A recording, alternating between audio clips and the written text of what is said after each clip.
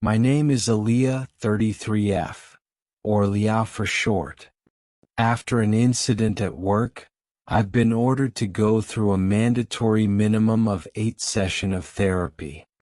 As part of my recovery, I've been advised to talk openly about a traumatic experience. However, as they didn't specify who to talk about it with, I figured I could use a public forum. I may be skirting the intentions a bit, but this was doomed to fail from the start. So let's talk about it.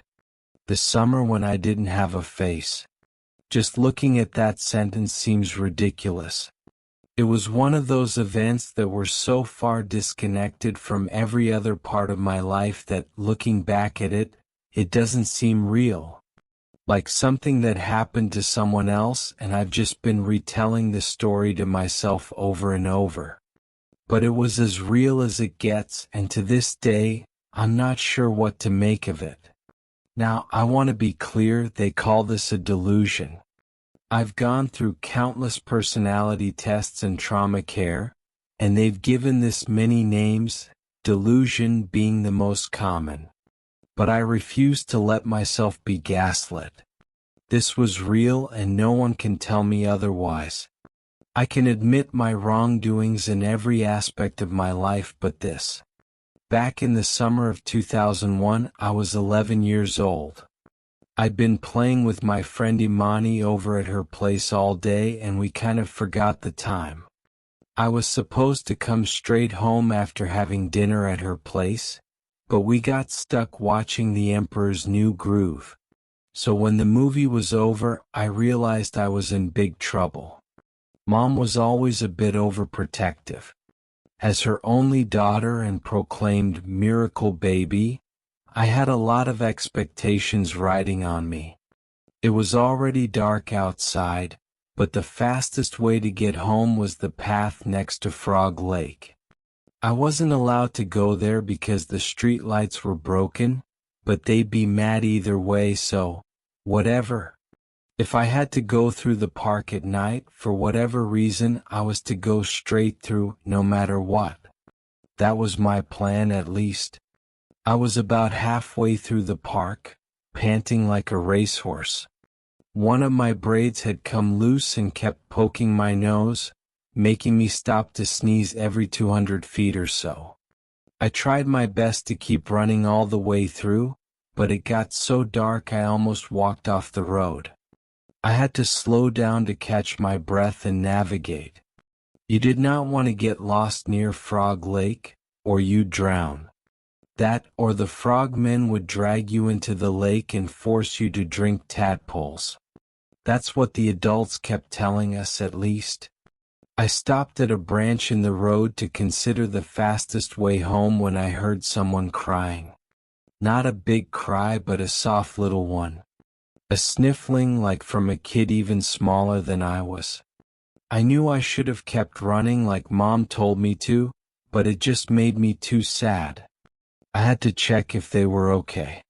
I caught my breath and looked around, only to see someone on a park bench down the path to my left. They were underneath the only working street light, so I got a good look at them. She was a girl my age with these little bantu knots and a bright blue summer dress.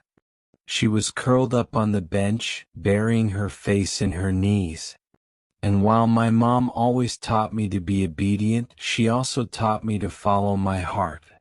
So I did. I sat down on the bench next to her. She kept sniffling and weeping, but it was so faint, like she'd done it all day. I scooched a bit closer. "Hi," I said. "I'm Leah." She didn't answer. She just turned her back on me. "Are you okay?" I asked. "Why are you crying?" Everyone is bad," she said. "They're bad and I hate them." "Why, what did they do?" "They put this stupid bracelet on and I can't get it off," she sniffled. "They said it's an ugly girl's bracelet."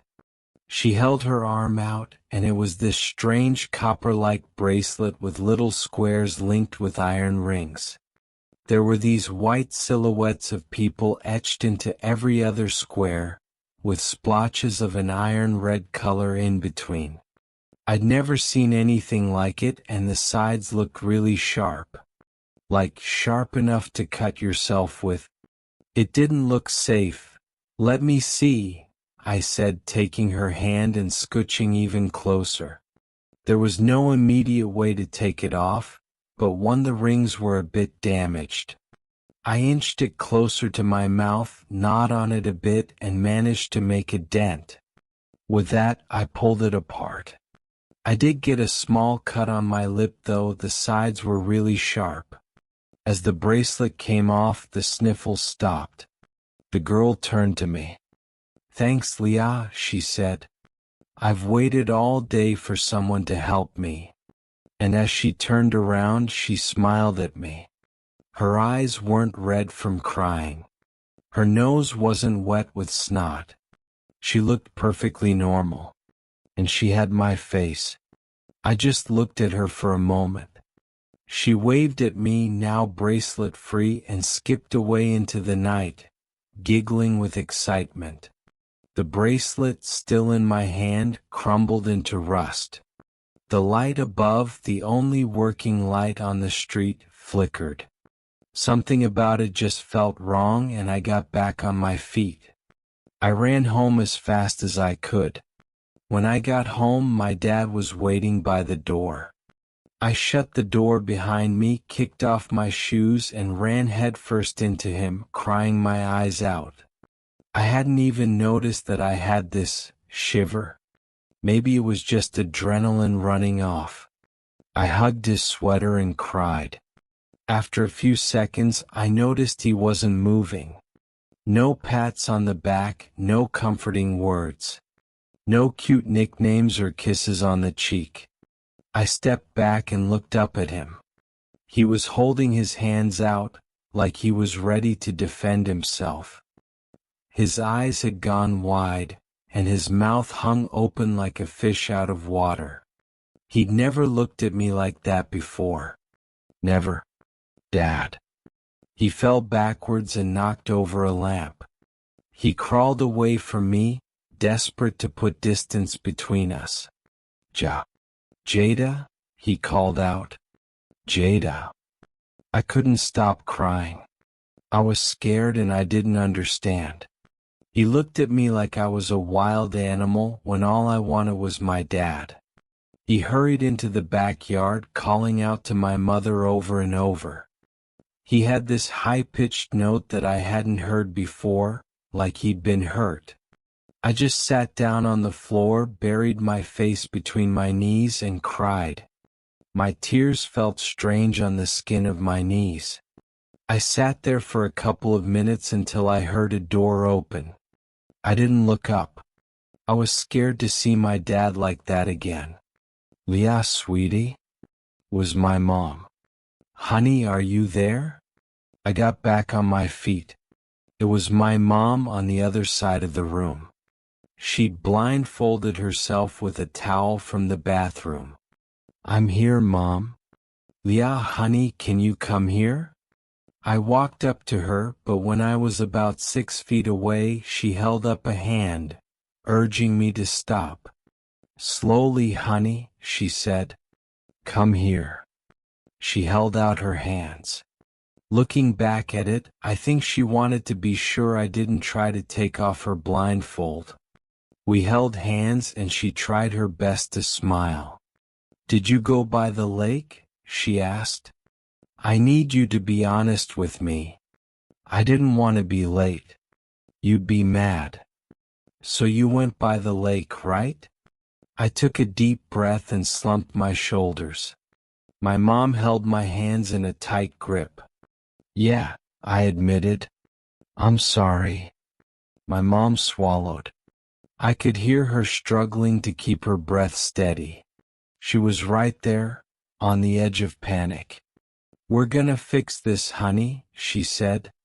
We're gonna fix this."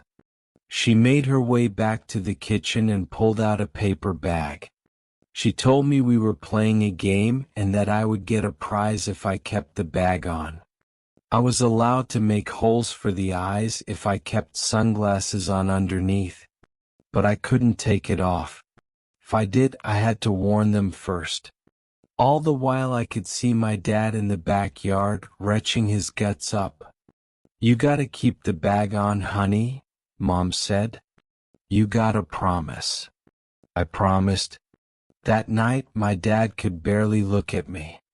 All he could give me was quick glances, and I could tell it was painful to him. He wanted to hug me, to care for me, but he was too scared.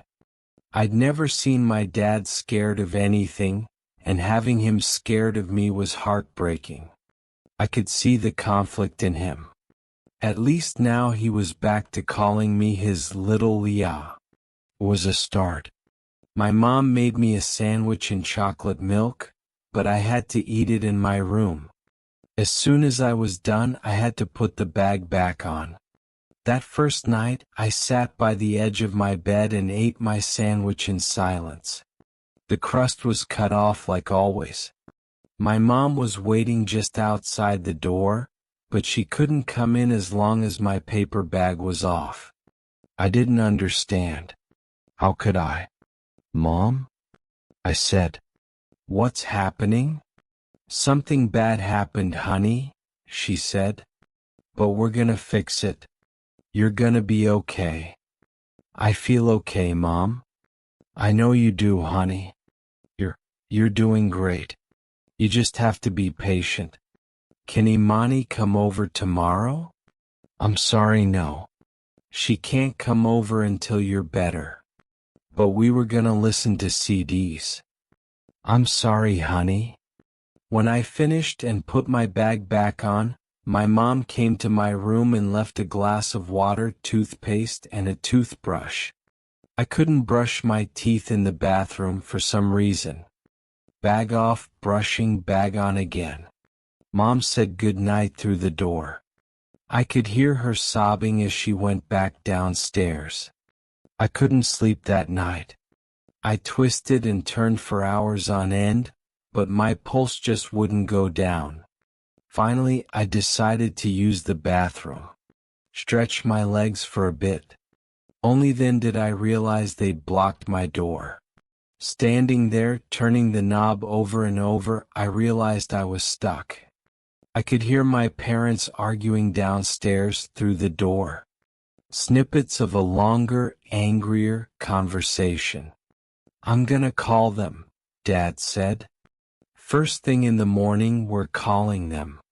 You think they'll help us? You think they'll just do that out of the goodness of their hearts? What are we gonna do then? Have you forgotten what it cost us last time? What are we gonna do then? Have you forgotten what we paid?" "I haven't forgotten a goddamn thing, but what are we gonna do then? We're dealing with this. You and me. We're dealing with this." There was a quiet that hung in the air. Something that Mom had said sounded bad. Like dealing with this was a bad thing. "We're gonna need a gun." I woke up early the next morning, still leaning against the door. When my mom finally let me out, she had a few rules for me to follow until everything got sorted out. I was to stay inside. Above everything, I couldn't go outside. This was for my own protection, apparently. Secondly, I was to not look at my own reflection. Not through puddles, a reflection in the windows, the bathroom mirror, anything. No looking at myself. Third, I could not touch my own face without gloves. The gloves I was given turned out to be oven mitts. And finally, if I ever took off the paper bag or whatever they chose to conceal me with, I had to tell them about it in advance. That first day was the worst. I kept getting this awful claustrophobic feeling like I was stuck in that damn bag. I had trouble breathing and I felt trapped. Once, I took it off without warning my mom, but she managed to shield her eyes before it was too late. When I put the bag back on, I could tell she was furious. For a moment I thought she was going to hit me. She'd never looked at me like that before. "Please, you can't just take it off," she said. "Never do that. Never again." Dad just wasn't around. He was out all day and only came back to fetch something from the garage. He and Mom talked for a bit on the driveway, then he was off again. He looked like he'd been crying. All the while, I was walking around with my face concealed and oven mitts covering my hands. Mom had taken down all mirrors and Dad had covered the windows with brown packing tape. While I wasn't allowed to go anywhere, my mom still tried her best to keep me calm. She made me popcorn and allowed me to talk to Imani on the phone, as long as I didn't say anything about being sick. We didn't talk for long. I ended up listening to my new Destiny's Child CD on my own. That memory of sitting on the floor of my childhood room, wearing that bag and a pair of oven mitts, is burned into my mind. While Mom was busy, I remembered my jewelry box.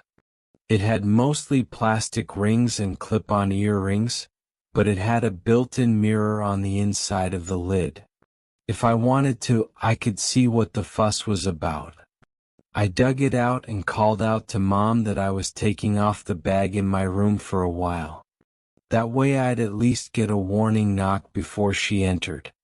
So I sat there, box in hand. I took off my oven mitts and opened it. As soon as the lock clicked, I got this chill up my spine. Like dipping your toes in cold water, knowing you're about to wade out into the deep. I knew what I was doing was wrong, but it wasn't just wrong because Mom said so, but because I was doing something I shouldn't be able to do. I was breaking more than just rules. Still, I opened the box. Slowly. As soon as I saw the edge of my reflection, I heard something. A laugh in the distance, like a looming thunderstorm. A bright, joyous shriek. I slammed the box shut and the laugh was reduced to a giggle. Then nothing. My hands were so warm that I could feel my fingers sweating. I could have sworn the box was hurting me. Still, I had to try again. I had to know. I clicked the lid open again and heard a plastic crackle. It wasn't coming from the box, but something in the room. Looking around, I didn't see anything obvious. I could hear my heart beating through my chest. Then I looked up. My toys had moved. Every doll, every stuffed animal. Their heads were turned towards me. I closed my eyes, trying to convince myself I was imagining it. I opened lid just a little and heard another crack. And again the distant laugh.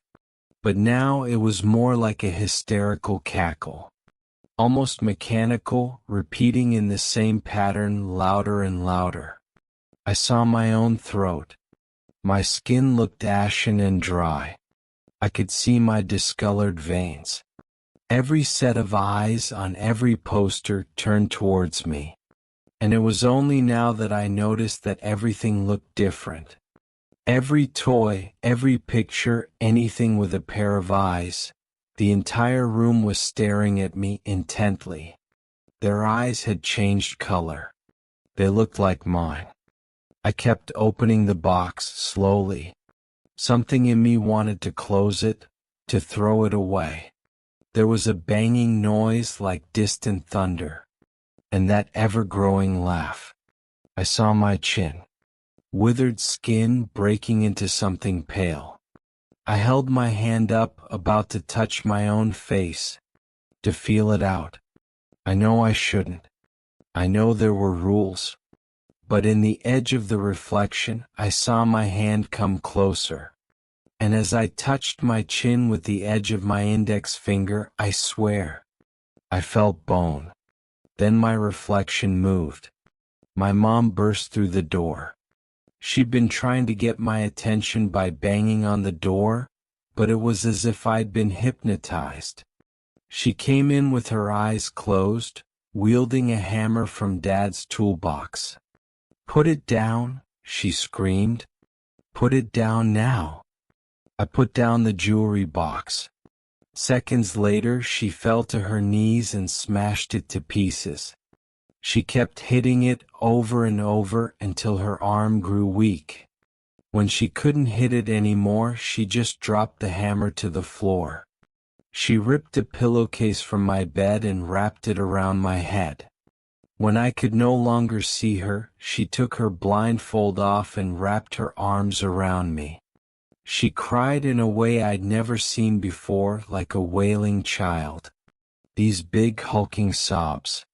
She hugged me so tight that I had trouble breathing through the pillowcase.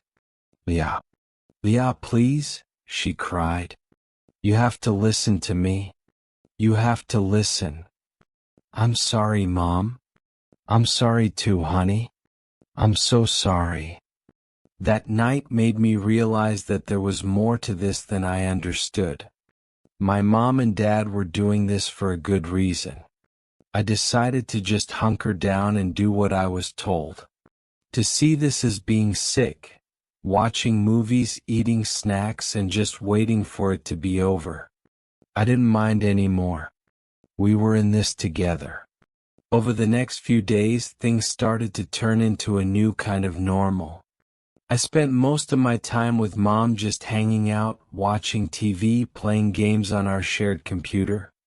I was obsessed with The Sims, and I got to play as much as I wanted. Mom would sit next to me, asking me about the characters and the stories I was making up. She even let me take off the oven mitts as long as I kept the bag on. We'd also made a cover using the pillowcase she'd ripped up, so I had a more comfortable option. But I was often reminded that something was wrong. Dad wouldn't come home until late in the night, and I had to keep lying to Imani about why we couldn't hang out. Mom just gave me this apologetic look, but didn't say anything. We trusted one another now. It was a white lie. Everything would be okay. I lived like that for 3 weeks. I stopped questioning it. I stopped trying. I went through the motions and hoped it'd be over.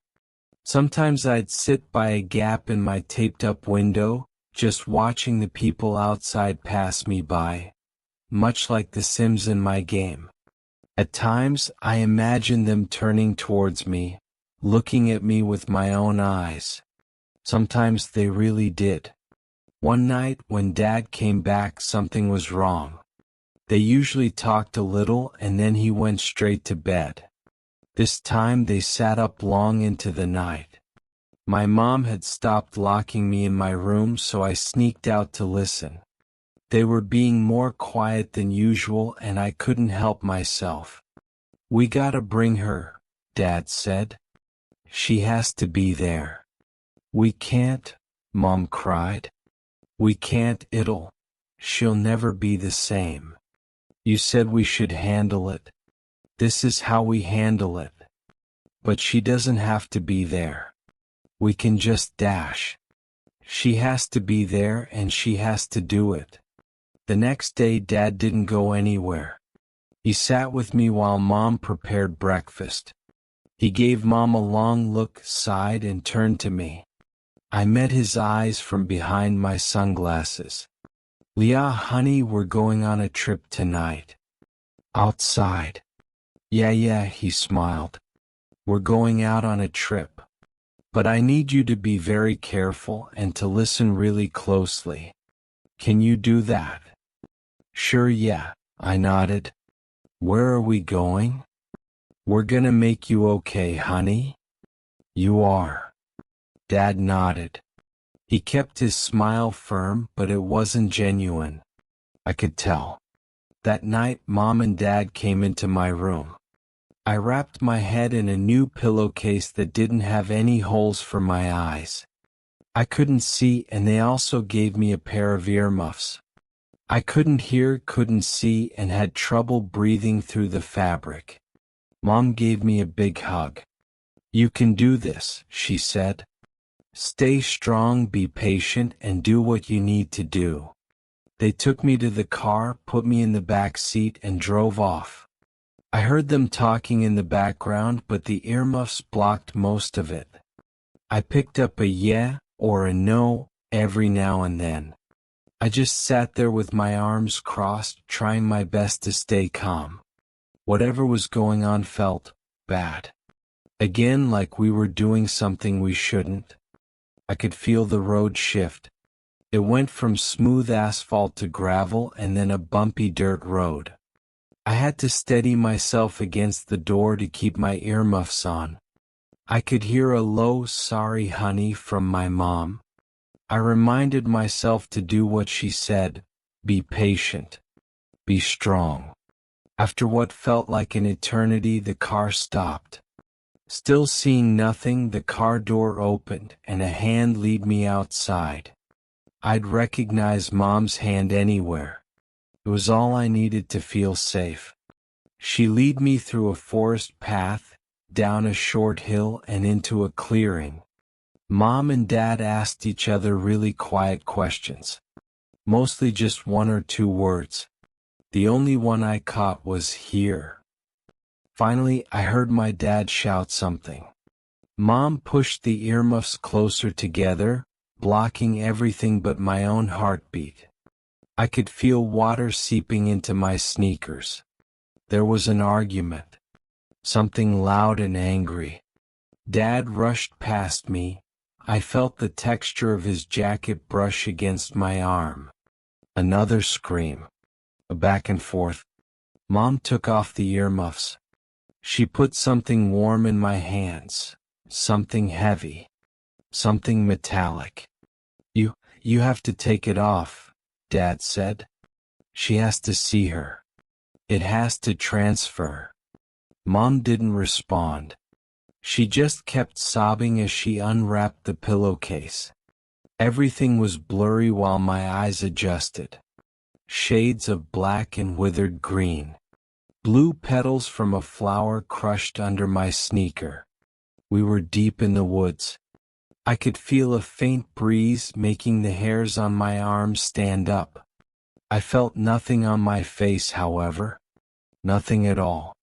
And right there, collapsed in the soggy moss, was the little girl I'd met by Frog Lake. She was tied up and placed on the ground in front of me. I was holding a handgun. I didn't know it at the time, but the safety was off. "Honey, listen," said Mom. "You have to do this. It has to be you. Don't think, just point at it and squeeze the trigger, okay?" "Yeah, honey, follow my lead." Dad was standing on the side, closing his eyes. His hands were bloody. The girl dropped in front of me looked like me. But there was something off about her. I couldn't quite put my finger on a single thing. It wasn't just the hair, there were slight differences overall. Her eyes were a little further apart, her chin a bit longer. She looked like me, but it wasn't really me. "It's not fair," the girl screamed. "You made a deal. Don't listen to it, honey. Don't listen. Just aim down the sight and dash." She came to me willingly. She set me loose. "You owe me. It's evil. It's not human. You can't listen, Leah." I looked at the girl who had my eyes. My face. "They threw me away just to get you," she spat. "What makes you so special? Why'd you get to be?" "What's she saying, Mom?" I asked. "What does she mean?" "Leah, just do what I tell you to. Be strong. Be dash." "There are no miracles," the girl screamed. "Some prices are just higher than others. There are no miracles. You are no miracle." I could see her losing herself. The bone structure of her skull pushing against my ill-fitting face. Eyes losing their color. Hair withering as her scalp was laid barren. Banta knots dropping like little pine cones. She shrieked at me with a manic smile on my face. She was becoming less of a girl and more of a thing. One or none, they said. One or none. One or none. She twitched closer before my dad put his boot on her back, pushing her into the wet moss.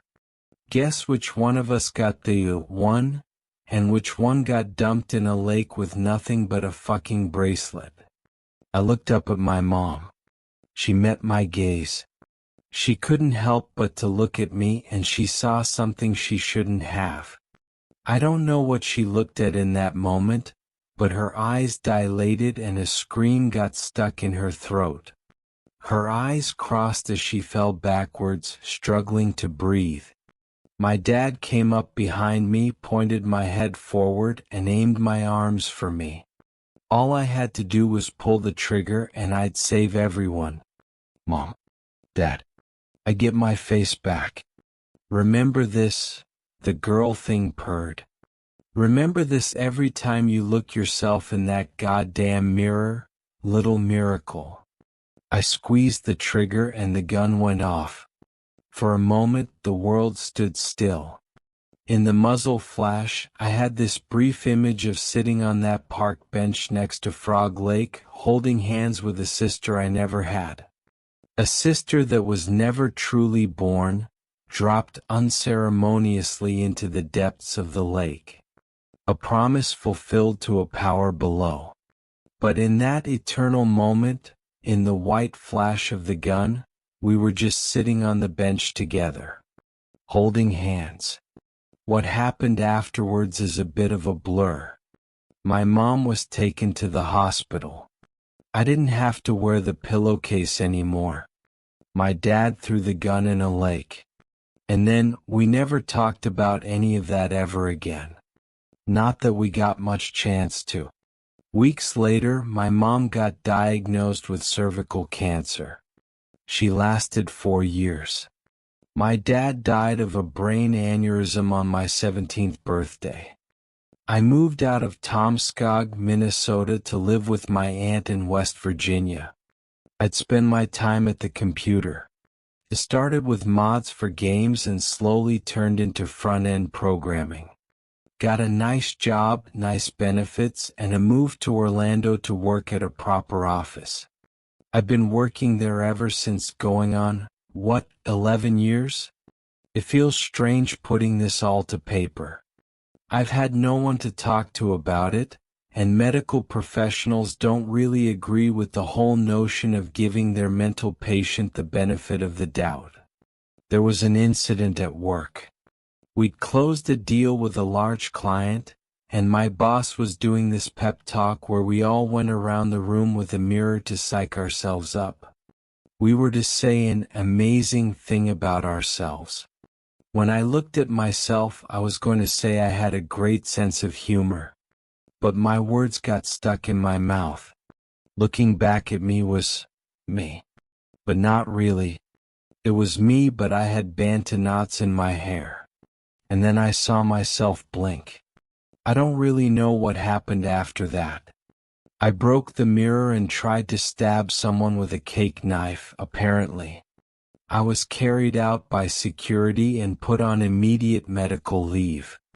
They'd never had a problem with me before, and I'm team lead in a group of 9 people, so they're not eager to get rid of me.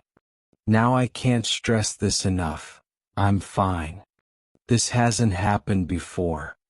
I think, if anything, this had to do with my boss calling me a miracle worker, and it triggered something in me.